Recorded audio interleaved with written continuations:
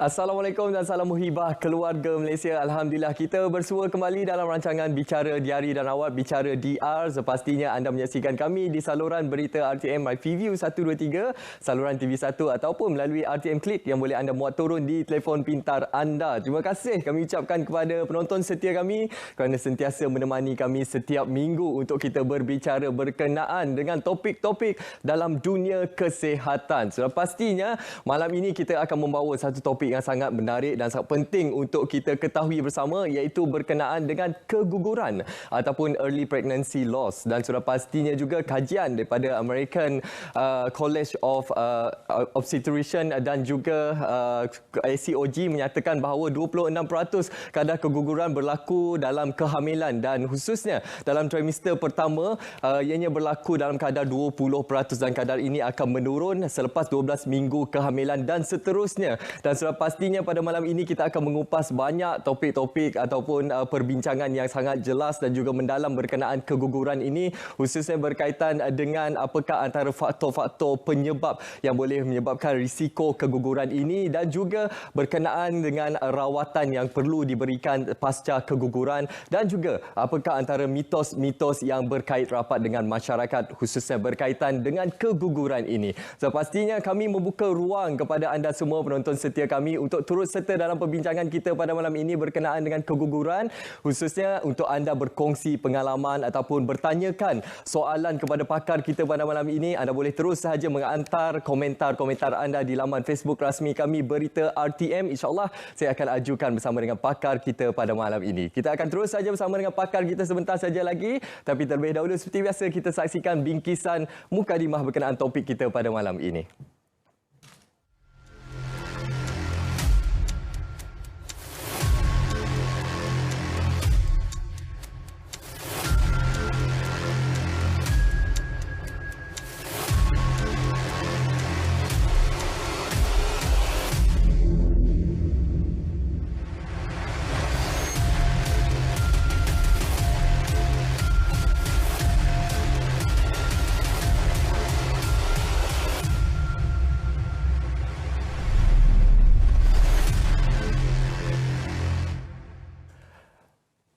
Ya penonton, pada malam ini kita membawa tajuk keguguran. Doktor, seperti yang saya nyatakan tadi, saya perlu berbetulkan daripada American College of Obstetrician and Gynecologists ACOG menganggarkan 26% risiko keguguran ini berlaku dalam kehamilan. Mungkin untuk permulaan ini doktor, sebelum kita memberi pencerahan kepada penonton semua, pastinya pakar yang bersama kita di studio pada malam ini ialah Dr. Jamali Wagiman yang merupakan pakar perbidanan dan sakit puan Hospital UCS. Assalamualaikum, bertemu kembali kita doktor. Waalaikumsalam warahmatullahi wabarakatuh. Alhamdulillah doktor, tajuk pada malam ini sangat penting doktor, bukan saja untuk kaum wanita tapi juga kepada kaum lelaki di luar sana. Untuk kita mengetahui dan juga meningkatkan ilmu pengetahuan kita khususnya berkenaan dengan keguguran ini. Jadi untuk permulaan mukadimah ya doktor, mungkin boleh memberikan penjelasan berkenaan keguguran ini. Okey, terima kasih Munawar. Dan terima kasih kepada RTM kerana menjemput kami daripada UCSI Hospital yang beroperasi di Spring Hill, Port Dickson. Keguguran seperti yang disebut tadi itu, semua fakta itu betul. 26%. Tapi dari segi klinikalnya, kita nampak mungkin lebih rendah sikit. Ya? 10 hingga 15%. Alright. Dan betul dinyatakan tadi bahawa keguguran itu lebih banyak berlaku di peringkat awal kehamilan, di bawah 12 minggu. Dalam kerja-kerja klinikal kita ni, masalah keguguran ini dikategorikan sebagai antara punca-punca pendarahan semasa mengandung. Ada banyak punca pendarahan semasa mengandung kan, daripada awal mengandung sampai masa bersalin dan lepas bersalin. Tapi dari segi definisi keguguran ini, kita berbincang tentang pendarahan sebelum 22 minggu mengandung. Maksud kalau orang biasa sebut dari segi bulan macam 5 bulan setengah macam itulah. So 22 minggu itu keguguran. Selepas itu kita panggil itu pendarahan lain. Pendarahan yang kadang-kadang sebab bersalin awal ataupun uri lekat dan sebagainya. Dan juga pendarahan yang selepas bersalin menyebabkan kematian pun. So untuk membicarakan tentang masalah apa dia panggil keguguran ni, kita fokuskan kepada keguguran pendarahan mengandung semasa mengandung tu bawah daripada 22 minggu atau dari segi berat badannya, berat badan bayi tu 500 gram. So maksudnya bawah 500 gram, bawah 22 minggu. Itu kita panggil keguguran. Selepas itu kita panggil kelahiran. So very specific area, terhad kawasan situlah. Okey, itu terhad kepada bawah 500 gram, di bawah 22 minggu doktor. Itu berkenaan dengan keguguran dari segi pendefinisiannya. Okey doktor, bila kita bercakap berkenaan dengan keguguran ini, kita tidak boleh lari daripada mitos-mitos dalam kalangan masyarakat. Orang Malaysia suka ada mitos. Betul tu doktor. Ada yang menyatakan bila kita makan makanan pedas ataupun kita mengangkat barang berat, ini akan menyebabkan risiko keguguran itu lebih cepat berlaku doktor. Betul. Saya malam ini sebab saya nak bagi tahu pada semua pendengar-pendengar, penonton kita. Dulu saya macam tak suka mitos ni tahu. Dia seolah-olah macam mencabar ke apa tu, mencabar pengetahuan moden. Tapi bila kita fikir-fikir balik, mitos ini ataupun pendapat kita panggil, pada saya bukan mitos lah, ini pendapat awam berkenaan dengan ni. Kadang-kadang susah kita nak pastikan kebenarannya. Dari segi kaedah perubatannya, kita tak ada pendekatan begitu. Ya, tapi oleh kerana dia disebut-sebut, dia jadi bukan sampai satu level mitos yang legend sebenarnya. Dia pendapat-pendapat dan dia tidak pun memudaratkan. Siapa yang percaya tak nak makan nanas, tak payahlah makan. Ya. Tapi kalau tiba-tiba teringin, ya, yang abang-abang kita di rumah, kata dia mengandung, bang saya nak makan nanas lah bang. Bagilah. Waktu tu pula, waktu mengandung dia mengidam nak makan nanas. So actually tak ada masalah. Dan tidak pada kita, pada pandangan doktor-doktor perubatan moden ini, tak ada masalah dari segi itu. Adalah pandangan masyarakat kita ni yang menyatakan kalau mengandung ni tak boleh makan nanas. Sebab nanas tu tajam doktor. Betul. Tapi saya dah lama membuat pendirian bahawa tak perlu kita bertengkar dengan pendapat-pendapat begini. Kita biarkan benda-benda yang tak mudarat ni kita terimalah juga. Okey doktor, mungkin doktor juga boleh memberikan penjelasan kan doktor. Mengapa selalunya ujian kehamilan masih menunjukkan tanda positif walaupun selepas keguguran doktor? Banyak orang bila dia gugur, dia ingat ujian sebenarnya tak perlu buat ujian mengandung tu. Yang penting gugur tu dah habis ke belum, ataupun dari segi definisinya sama ada keguguran tu dah komplit ke tidak. Kalau dah komplit, kita tak pernah mencadangkan untuk buat ujian-ujian mengandung, urine pregnancy test tu kan. Selalunya di rumah urine pregnancy test tu kan. Ujian itu akan tetap positif selepas mengandung sehinggalah lebih kurang dalam 3 hingga 4 minggu selepas itu. Dia tetap positif sebab bacaan serum beta HCG yang dikeluarkan oleh uri itu masih lagi berlega-lega dalam darah kita. Kalau kita buat ujian pada masa itu memang akan positif. Tapi dia tak memberi makna apa-apa. Yang penting kalau gugur, doktor periksa, buat ultrasound, komplit lah. Kalau tak komplit, kena cuci, bersihkan. So ujian tu tak perlu lagi. Kecuali, ada kecualian juga. Kecuali dalam kes-kes yang kita anggap dari segi klinikalnya nampak macam kandungan anggur. Ini pun satu lagi yang perkara yang orang tak tahu. Kita mengandung ni tak semestinya jadi janin. Ada yang jadi anggur, ada yang mengandung luar rahim kan.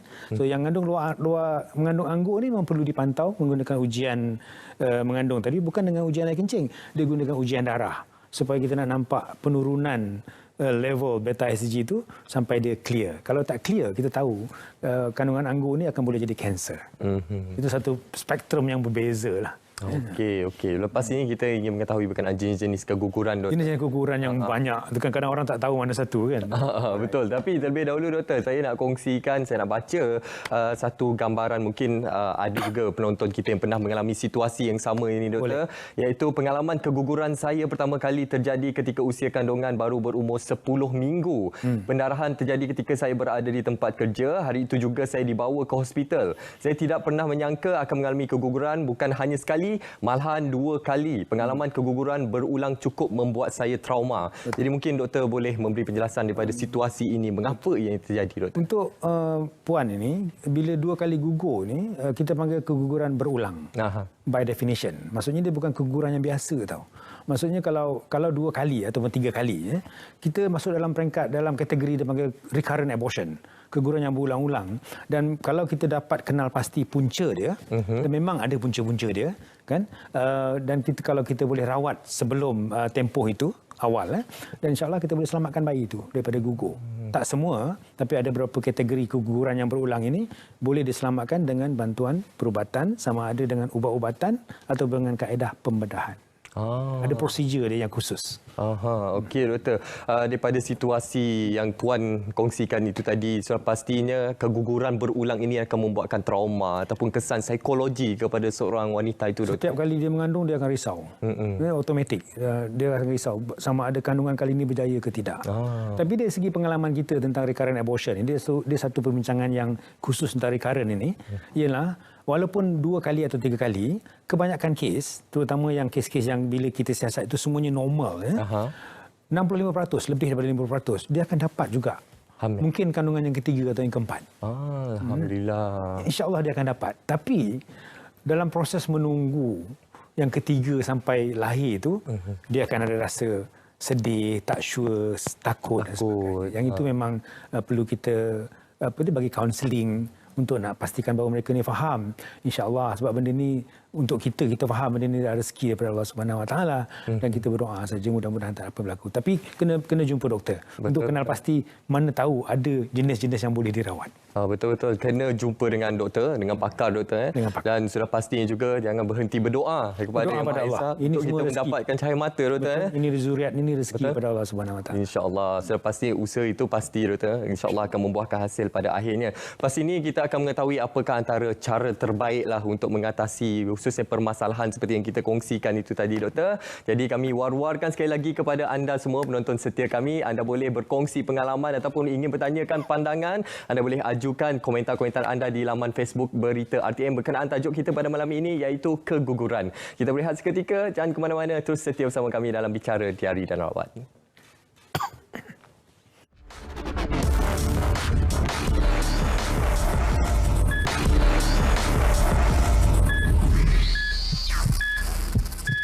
Selamat kembali bersama kami dalam rancangan Bicara Diari dan Rawat. Malam ini kita berbicara berkenaan keguguran. Kita masih lagi bersama dengan Dr. Jamali Wagiman yang merupakan pakar perbidanan dan sakit puan Hospital UCSI. Doktor, tadi kita dah berikan mukadimah secara umumnya berkenaan keguguran ini, dan sepastinya doktor kita ingin berkongsi juga kepada penonton dari segi jenis-jenis keguguran ini doktor. Dan sepastinya banyak penjelasan yang boleh doktor berikan doktor. Boleh, insya-Allah. Keguguran ini boleh dikategorikan dalam berbagai-bagai jenis. Ya. Selalunya bergantung kepada keadaan bayi itu sendiri dan pendarahan yang berlaku. Ya. So kita bagi contoh nama yang kita gunakan dari segi perubatan. Dia bermula dengan threatened abortion. Threatened abortion ni keguguran pendarahan bawah 22 minggu. Definisi itu kena ada lah. Ya. Threatened ni maksudnya dia berdarah, tapi bila kita buat ultrasound tu, jantung baby ada lagi. So baby tak mati. Dia cuma berdarah saja. Yang ini kalau berlaku bawah daripada 12 minggu, masih lagi ada peluang untuk dia gugur juga, tinggi dalam 40-50%. Tapi kalau selepas 12 minggu, insya-Allah threatened abortion ni walaupun berdarah, baby akan okey. Jadinya kalau jangan risaulah kalau misalnya kata orang jenis yang doktor cakap ini threatened abortion. Jangan risau, cuma berehat. InsyaAllah nanti lepas 2 minggu kita buat ultrasound semula dan baby itu insyaAllah akan membesar macam biasa. Itu threatened abortion. Bahasa Melayu yang saya kita sebutkan tadi, ada satu buku yang perbidanan Melayu. Tak ada dalam kurikulum perubatan moden. Saya jumpa buku tu 2007 dulu, lama dulu masa saya bekerja di Hospital Serdang. Buku tu ada definisi tentang perbidanan Melayu. Gugur threatened abortion ni dipanggil gugur ugut. Dia ugut-ugut saja. Maksud kita faham, gugur ugut ni macam dia ugut-ugut saja. Baby tu insya-Allah akan okey. Right? So kita panggil threatened abortion ataupun terancam. Ada satu lagi yang seterusnya ialah gugur incomplete abortion. Incomplete abortion ni dia jahat sikit, kita panggil jahat sikit lah. Dia berdarah banyak, sakit berdarah. Dan bayi itu biasanya tak boleh diselamatkan sebab dia akan keluar separuh lagi tinggal. Bahasa Melayu gugur sangkut. Saya seronok baca buku tu sebab dia definition tu tak ada dalam buku perubatan. Gugur sangkut maksudnya dia tersangkut separuh keluar. Satu lagi gugur complete abortion. Complete abortion ni gugur habis lah. Gugur habis. Ada juga gugur yang bayi tu ada, uri ada di dalam, tapi jantung dia dah mati. Kita peringkat umur 7 minggu kalau kita buat ultrasound dah nampak jantung bayi ni. 7 minggu mengandung dah nampak jantung bayi. Kalau kita gunakan dia panggil sekarang ni ultrasound yang high resolution kita panggil. Bukan yang 4D, 3D tu bukan. Ini yang 2D yang black and white biasa. Tapi dia high resolution. 7 minggu dah nampak jantung baby. Dan boleh dengar pun dia punya denyutan. Boom, boom, boom, boom macam tu. Boleh dengar. Kalau tak ada, itu kita panggil keguguran juga. Tapi dia tak ada pendarahan. Itu kita panggil misabortion. Bahasa Melayu dia, kalau dalam ikut buku tu, mengerikan sikit bahasa dia. Dia panggil gugur bangkai, dia panggil. So kadang-kadang kita tak nak sebut, takutlah, biasa tak sebutlah saya guna bangkai ni kan. Tapi kita sebutkan misabortion. Sebab kita janin tu dah tak ada. Ya. Ada satu lagi yang keguguran yang dipanggil inevitable abortion. Dia dah berdarah dan kandungan itu dah hampir terkeluar. Dah hampir terkeluar di pangkal rahim dan tak boleh apa kita nak buat. So dia akan gugur juga. Ya. So ada banyak jenis dan dari segi rawatannya akan berbeza-beza sedikit. Okey, doktor. So pastinya doktor, pada malam ini kita membuka ruang juga untuk penonton setia kita mengajukan soalan ataupun berkongsi pengalaman bersama kita pada malam ini, doktor. Ya. Alhamdulillah banyak yang telah mengajukan soalan di laman Facebook Berita RTM. Izinkan saya baca satu soalan. Boleh. Daripada Fairuz Malik. Isteri saya baru keguguran 21 minggu, tak tahu sebab apa, tak ada bleeding, tak ada jatuh.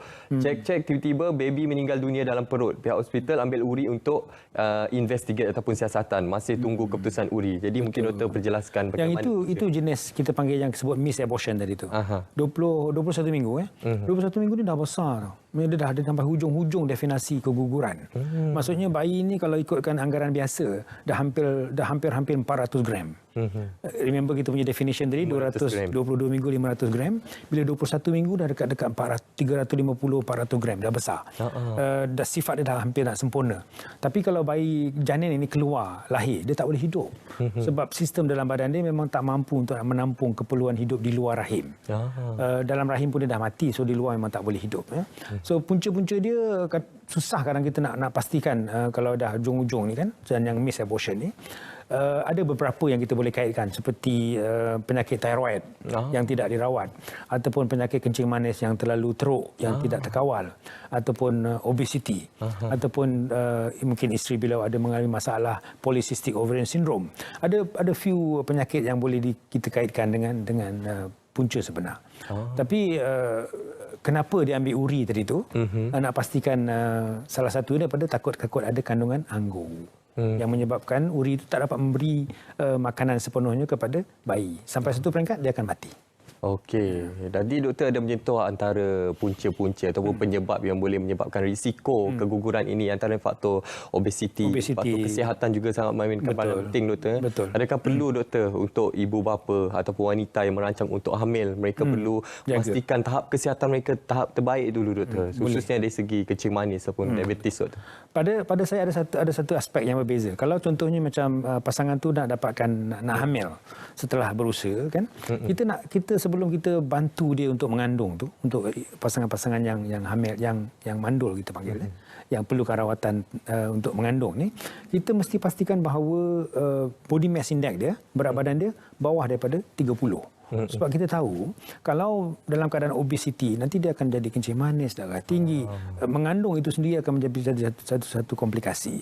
Salah satu komplikasinya awal keguguran. So kita nak kalau boleh semua ibu-ibu yang ada hasrat untuk mengandung, body mass index ni mesti diturunkan bawah daripada 30. Okey, doktor. Kita ingin baca satu lagi soalan daripada rakan di Facebook kita, doktor. Daripada Aloni Abadi Siti. Saya pernah gugur bulan 3 2022. Pada waktu itu usia kandungan saya 22 minggu. Dalam tempoh pregnancy saya disahkan rahim jatuh. Adakah jika saya mengandung kali kedua akan berlaku perkara yang sama, doktor? Okey. Kita tak jelas masuk rahim jatuh tu. Mungkin kalau saya ambil untuk kes-kes yang gugur di hujung-hujung ni 21-22 minggu ni, dia very specific. Ada satu condition ni nama dia cervical incompetence. Cervical incompetence ni kalau tak dirawat dia akan menyebabkan keguguran yang berulang. So ada kemungkinan kalau tak dirawat dia akan berulang semula. Cervical incompetence ni perlu dikesan dan dirawat seawal 14 minggu mengandung. So untuk siapa tu nama dia? Sorry. Aloni. Untuk Aloni, kalau nanti bila mengandung nanti berbincang dengan doktor, sebelum 14 minggu pastikan ada pangkal rahim tu diukur.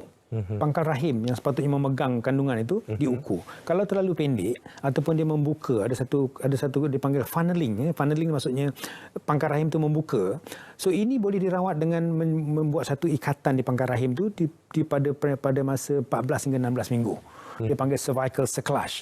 Yang itu kita boleh buat di bilik bedah, tak boleh dibuat di klinik. Dan perlu bagi bius dan doktor akan letakkan satu tip di situ untuk nak pastikan bahawa bayi ini boleh dipegang sampai lebih kurang 37 minggu nanti. Baru dibuka dan baby itu akan keluar sendiri. Kalau tidak, baby yang seberat 450 gram tadi itu ataupun hampir 500 gram, because of the gravity yang ada ni, dia akan drop. Dia just drop like that. Selalunya dia tak ada sakit, tak sempat nak berdarah, tiba-tiba jatuh macam tu. Seawal 300 gram, 20 minggu pun dah ada. Tapi yang itu walaupun berlaku, boleh dirawat. Dan insya-Allah kalau betul diagnosis dan rawatan diberi, insya-Allah kandungan itu akan okey. InsyaAllah doktor. Tadi doktor menyentuh berkenaan cervical cerclage doktor. Ya. Prosedur yang boleh dilakukan untuk jangkitan bagi pangkal rahim. Pangkal rahim. Untuk kes-kes yang bergugur berulang-ulang. Ya, itu antara salah satu solusi ya doktor ataupun prosedur perubatan. Prosedur yang memang kita akan buat. Okey doktor, untuk bagi individu yang mengalami masalah keguguran ini doktor, apa sebenarnya simptom-simptom yang perlu kita fahami ataupun tanda-tanda keguguran ini doktor yang perlu jelas difahami oleh wanita-wanita hamil di luar sana doktor? Tanda dia satu, berdarah. So jadinya kalau siapa-siapa yang mengandung di bawah umur 22 minggu, berdarah, datang hospital untuk pastikan apakah jenis keguguran itu. Sebab tanda dia satu itu saja. Tapi selepas pendarahan itu kita akan tengok pengkelasan sama ada dia complete abortion atau miss abortion atau sebagainya, bergantung pada pemeriksaan lanjut. Tanda yang ada yang boleh macam kata ibu-ibu kita yang ada ialah berdarah, pendarahan di peringkat awal. Memang kena datang dan pastikan bukan. Pendarahan ni boleh jadi kita kadang-kadang sentiasa fikir mesti gugur ni. Ada juga kadang-kadang rupanya masalah tu berada di pangkal rahim. Contohnya dia panggil cervical polyps kita panggil. Tak ada kena-mengena dengan baby. Baby okey. Kandungan tu okey. Rupanya dia ada satu ketumbuhan halus kecil-kecil saja di pangkal rahim yang berdarah. Terutama bila lepas bersama dengan suami dan sebagainya. Yang itu masalah yang beza. Baby akan okey tapi ibu tu perlu dirawat lah sebab benda tu akan berdarah. Macam tu. Tak semestinya keguguran. Tapi tandanya berdarah. Berdarah doktor. Lagi-lagi berdarah secara berterusan doktor. Yes. Itu satu perkara yang perlu kita jumpa dengan doktor lah. Cepat-cepat. Cepat-cepat jumpa dengan doktor.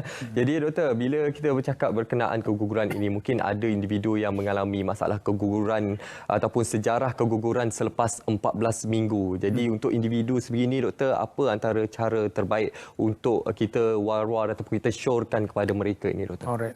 Bila dah gugur, maksudnya kita 14 minggu ni pun dah besar juga. Kita sepatutnya dah boleh nampak jantung baby, dah boleh nampak structure. Selalu kalau kita pergi buat ultrasound, pasangan tu duduk dengan kita buat ultrasound, memang boleh nampak baby bergerak kan. Baby macam berenang-renang dalam, bukanlah berenang macam kita berenang, tapi melakukan pergerakan-pergerakan yang memang very exciting kalau kita tengok. Seronok sangat. Untuk yang case miss abortion ni, dia akan senyap. Dan bila kita pergi ke jantung dia, kita tengok jantung dia, senyap juga. Dia ada satu pemeriksaan dia panggil Doppler. So kita letakkan di situ, tak ada lagi denyutan jantung bayi itu. Kalau tak ada, dan kita confirm itu ialah kandungan miss abortion. 14 minggu ni dah besar advance juga. Biasanya kita akan cadangkan untuk masuk ward dan keluarkan bayi itu. Melalui kaedah, ada dua kaedah. Sama ada terus boleh cuci ataupun kita masukkan ubat untuk buka pangkal rahim, dan kadang-kadang kalau nasib kita baik, kandungan itu akan keluar sendiri. Tapi kalau keluar sendiri tak habis ataupun tak keluar, kena bawa ke bilik bedah dan kita cuci guna kaedah-kaedah perubatan untuk mencuci rahim daripada kandungan yang dah mati itu. Okey doktor. Sudah pastinya bila kita bercakap berkenaan keguguran ini doktor, ada yang mengaitkan dengan faktor usia doktor. Pastinya akan menjadi faktor penentu kepada aspek keguguran ini. Semuanya kita akan kupas sebentar saja lagi doktor. Kita nak berehat seketika sekali lagi untuk kita memperhalusi berkenaan situasi ataupun topik berkenaan dengan keguguran ini. Mungkin doktor boleh memperincikan sedikit doktor berkenaan faktor usia dan keguguran ini. Boleh, insya-Allah. Sekarang? Okey. I thought we take this. Macam ni. Kalau dari segi selalu kita sekarang ni pasangan-pasangan yang kahwin lambat. Kahwin lambat kan? Kita risau kalau lebih 35 tahun sebenarnya mengandung. Satu, susah nak mengandung. Dan bila mengandung ni senang nak dapat keguguran. Dan senang dapat bayi yang tak normal. seperti Down syndrome dan sebagainya, senang nak berlaku.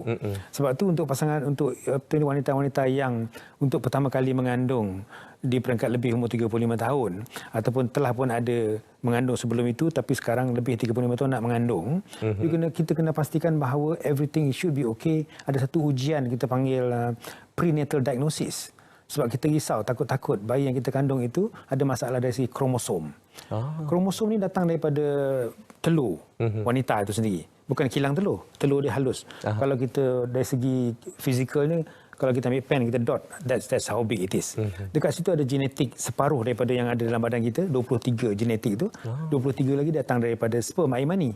Dekat situ, lagi berumur wanita itu, lagi bermasalah kromosom yang ada di situ. Kalaupun mengandung, kebanyakan akan jadi kandungan anggur, kandungan yang cacat dan mudah untuk gugur.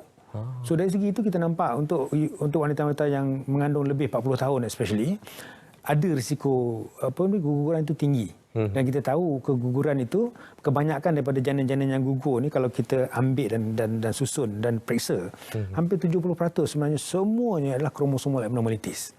Yang kita tak ada mampu untuk nak elakkan. Sebab percantuman janin itu berlaku 14 hari sebelum sepatutnya kita datang period. Bila kita miss period tu, janin itu sudah berumur 14 hari sebenarnya. Dia dah jadi. Kalau nak cacat pun dah cacat, kalau nak gugur pun dia akan gugur. So itu yang kita rasa serah kepada Allah Ta'ala tu, sebab dekat situ kita tak ada apa-apa. Kita nak jaga, nak kawal kejadian janin itu.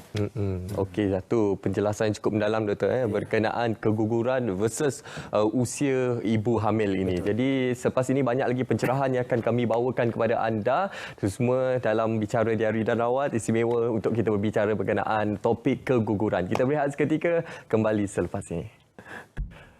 Terima kasih kerana masih lagi setia bersama kami dalam rancangan Bicara Diari dan Rawat. Sepastinya kita akan meneruskan perbincangan kita bersama dengan pakar kita pada malam ini untuk kita berbicara berkenaan keguguran.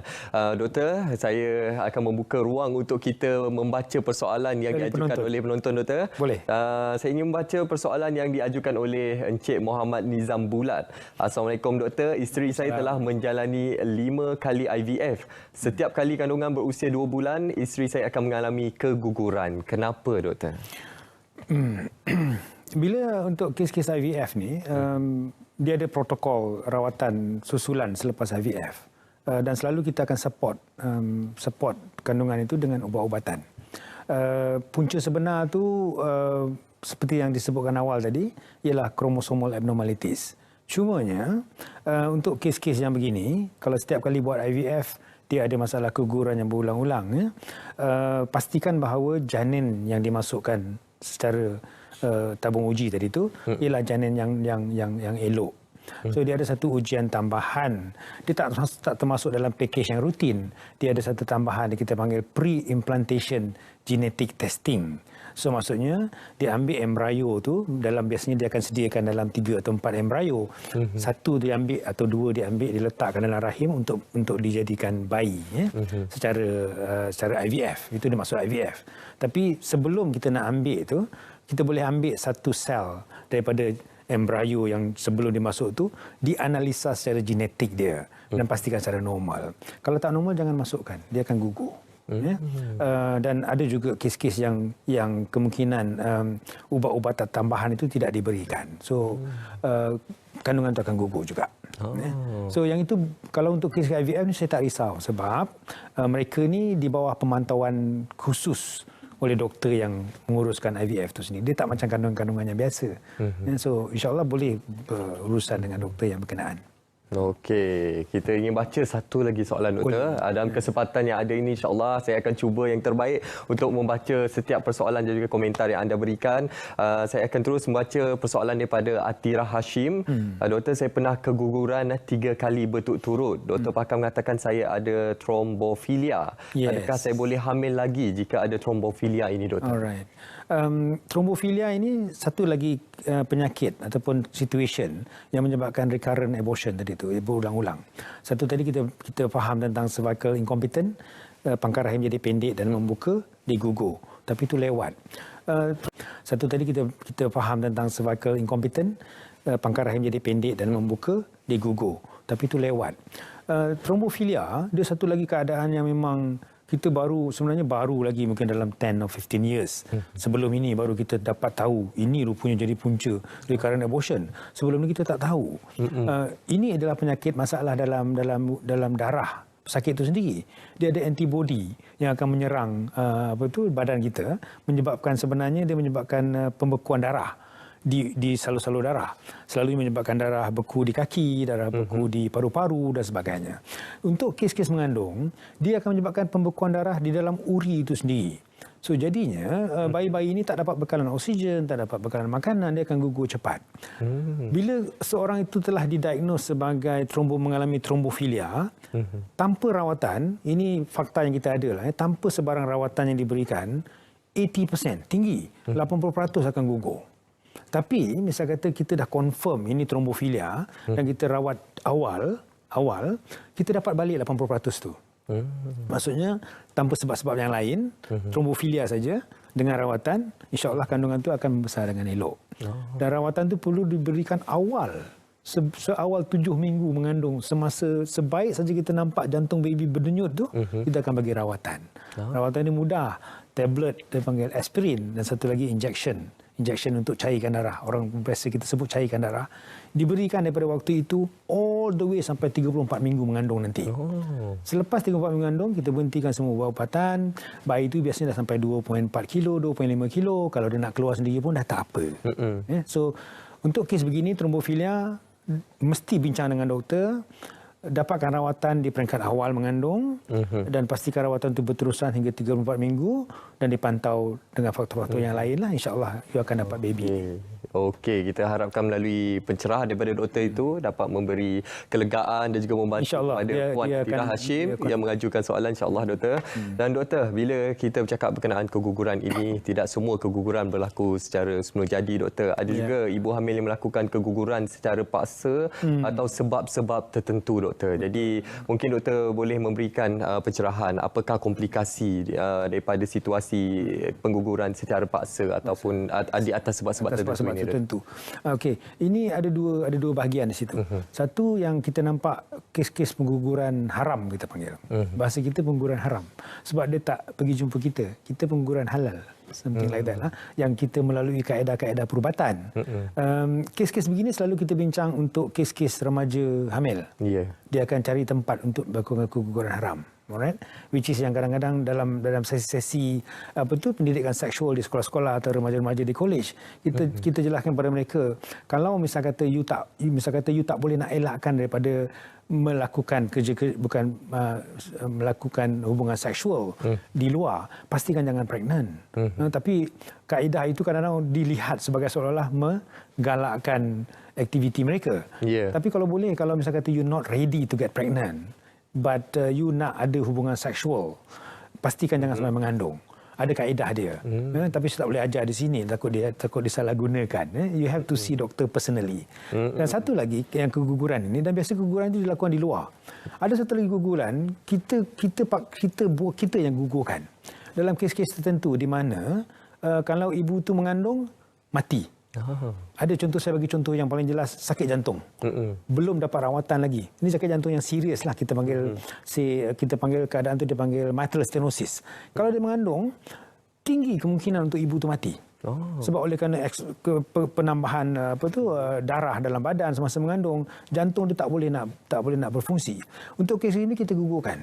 Ataupun orang tu ada masalah penyakit perubatan yang lain yang perlukan yang boleh mengancam nyawa seperti kanser dan sebagainya, kita akan gugurkan bayi itu. Tapi itu melalui kaedah perubatan yang diterima setelah dapat kelulusan paling tidak daripada 2 orang pakar perunding, dan juga satu lagi perunding dari segi sakit puan ini, dan juga satu lagi pakar yang berkaitan. Contohnya kalau dia sakit jantung, saya mesti dapat satu signature daripada pakar jantung untuk mengenal pasti, yes, kandungan ini tak selamat, kalau diteruskan menyebabkan kematian ibu, kita gugurkan. Dia very strict. Ada satu lagi yang baru-baru ini ialah kalau ibu tu untuk kes-kes rogol contoh dia kan, dan ibu tu mengalami kemurungan yang amat teruk dan kandungan itu kalau kita teruskan menjadi mudarat pada ibu itu sendiri. Ibu itu kadang-kadang budak wanita teenagers kadang-kadang ya. So kita rujuk juga kepada pakar psikiatrik untuk pastikan bahawa betul dia memang mengalami depression yang teruk dan kita rasa kandungan ini akan memudaratkan dia. Kes-kes begini kita benarkan untuk digugurkan secara paksa tapi dengan alasan-alasan perubatan yang kukuh. Yang satu lagi itu haram. Yang ini adalah terkawal. Okey. Dari segi kesan dia, biasa yang haram-haram ni akan banyak complication. Pendarahan, kebocoran rahim. Jika gunakan alat-alat yang tajam yang tidak dipantau, dia boleh bocor rahim tu, menyebabkan pendarahan, jangkitan kuman dan sebagainya. Tapi kalau yang kita kontrol tadi tu, kita akan pastikan faktor-faktor yang bahaya itu terkawal. Dan pengguguran itu dilakukan biasanya oleh pakar yang bertauliah. Tidak boleh sewenang-wenangnya. Okey. Keguguran secara paksa ini tak boleh dilakukan secara sewenang-wenang, doktor. Tak boleh. Seperti yang doktor nyatakan tadi, merujuk kepada situasi keguguran secara haram ataupun keguguran berdasarkan daripada pakar-pakar perubatan. Okey, selepas ini doktor, kita akan menyentuh berkenaan dengan penjagaan kesihatan ibu hamil selepas keguguran, doktor.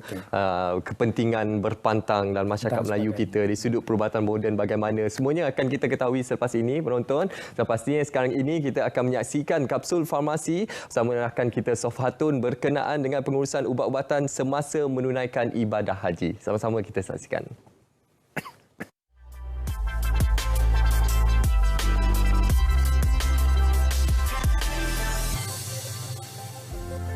Hai semua, untuk episod kali ini saya nak kongsikan pula informasi berkaitan dengan pengurusan ubat-ubatan semasa menunaikan ibadah haji. Pengurusan ubat-ubatan sewaktu dalam perjalanan ke Tanah Suci juga perlu diberi perhatian. Para jemaah haji dinasihatkan untuk membawa ubat yang perlu digunakan sepanjang perjalanan, sebagai contoh untuk bekalan 1 atau 2 hari dalam bagasi tangan iaitu hand luggage. Bekalan ubat yang lain perlu disimpan dalam bagasi yang didaftar masuk iaitu dipanggil check-in luggage. Bagi penyimpanan ubat cecair pula, bawa ubat cecair untuk kegunaan dalam perjalanan dalam beg plastik Lucina iaitu ziplock bag dan simpan dalam hand luggage. Pastikan ubat cecair tidak melebihi 100 ml dalam setiap bekas. Manakala untuk penyimpanan ubat yang memerlukan rangkaian sejuk, bawa ubat yang perlu disimpan pada suhu 2 hingga 8 Celsius dalam beg sejuk iaitu cooler bag bersama-sama pack ais dan simpan dalam bagasi check-in luggage. Simpan ubat di dalam peti sejuk setelah sampai ke destinasi.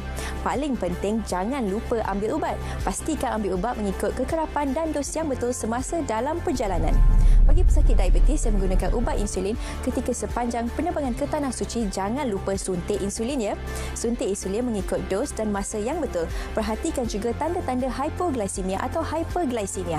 Dapatkan rawatan segera apabila mengalami tanda-tanda hypoglycemia atau hyperglycemia.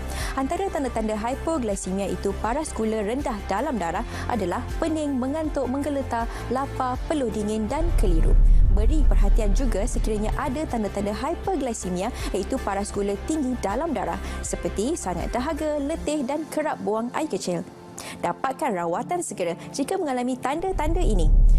Setibanya di Tanah Suci pula, simpan bekalan insulin yang belum digunakan di dalam peti sejuk di tempat penginapan. Sebelum operasi masyair, bekukan pack ais sebagai persediaan untuk ke operasi masyair. Sediakan bekalan insulin untuk tempoh penggunaan maksimum selama 5 hari. Sekiranya perlu, dapatkan nasihat ahli farmasi untuk anggaran kuantiti ubat yang bersesuaian. Semasa operasi masyair, bawa suntikan insulin yang sedang digunakan dalam bagasi tangan. Simpan bekalan insulin yang belum digunakan dalam beg sejuk bersama-sama pack ais di dalam kemah. Kalau ada yang masih keliru atau ada sebarang pertanyaan lanjut berkaitan ubat-ubatan, boleh terus sahaja hubungi Pusat Panggilan Farmasi Kebangsaan National Pharmacy Call Center NPCC di talian 1800 886722 dari Isnin hingga Jumaat jam 8 pagi hingga 5 petang kecuali cuti umum. Tumpuan dan usaha daripada setiap jemaah diperlukan agar ibadah haji dapat dijalankan dengan sempurna. Justru tubuh badan yang sihat sepanjang tempoh menunaikan ibadah haji adalah perkara yang penting agar ibadah para jemaah tidak terganggu serta mampu melakukan setiap rukun haji dengan tertib dan sempurna.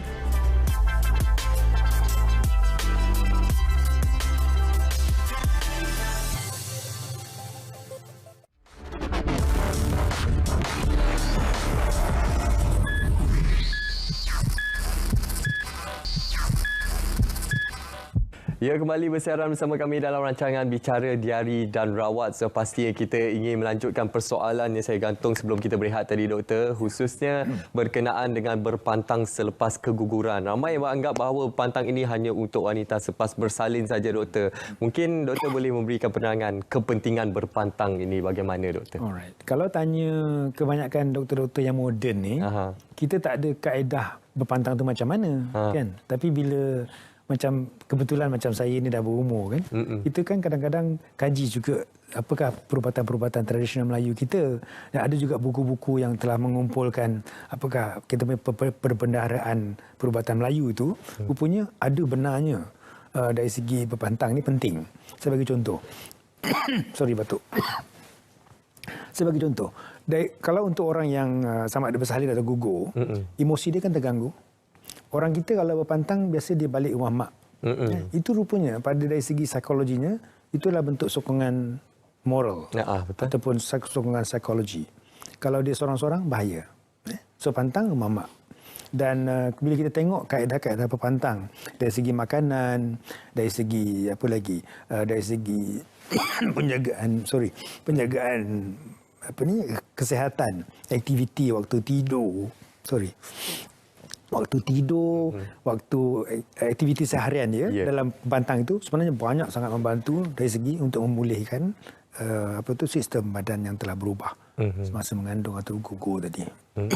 Maksudnya adalah kebaikan yang sepastinya bila kita berkenaan berpantang, khususnya selepas keguguran ni, Doktor, khususnya kita memahami bagaimana ia dapat menaikkan lagi moral ataupun dari segi psikologi kepada ibu berpantang tersebut, Doktor.